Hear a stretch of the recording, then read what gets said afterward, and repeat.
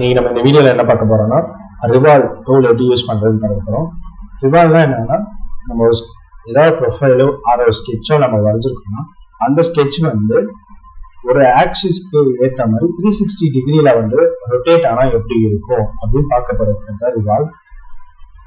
So இந்த ரிவால்வுக்கு வந்து பார்த்தீங்கன்னா சென்டர் லைன் ஒரு ஆக்சிஸ் வந்து ரொம்பவே முக்கியம், இல்லைன்னா அது ரிவால்வே ஆகாது. ஸோ ஃபர்ஸ்ட் நான் என்ன பண்ணுறேன்னா ஒரு ப்ளைனை செலக்ட் பண்ணுறேன். ஸோ ப்ளைனை செலக்ட் பண்ணி ஸ்கெட்ச் போய்க்கிறேன். நான் என்ன பண்ணுறேன்னா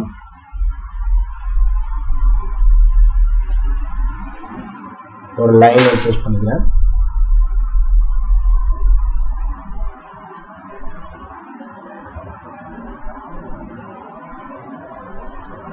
லைக் திஸ் ஒரு ப்ரொஃபைல் நான் வரைஞ்சிருக்கேன். ஸோ நம்ம ரிவால்வுக்கு வந்து ஃபர்ஸ்டே சொன்ன மாதிரி சென்டர் லைன் வந்து ரொம்ப முக்கியம். ஸோ நான் ஓகே கொடுத்துட்டு ரிவால்வ் கிளிக் பண்ணோடனே உங்களுக்கு வந்து சர்ஃபேஸில் தான் இருக்கும். இதை வந்து சாலிடில் நீங்கள் மாற்றிக்கிங்க. இங்கே இருக்குது ரிவால்வ் சாலிட்னு. ஸோ சாலிடில் கிளிக் பண்ணிட்டு நீங்கள் ஓகே கொடுத்தீங்கன்னா வந்து ரிவால்வ் ஆகிருக்கும்.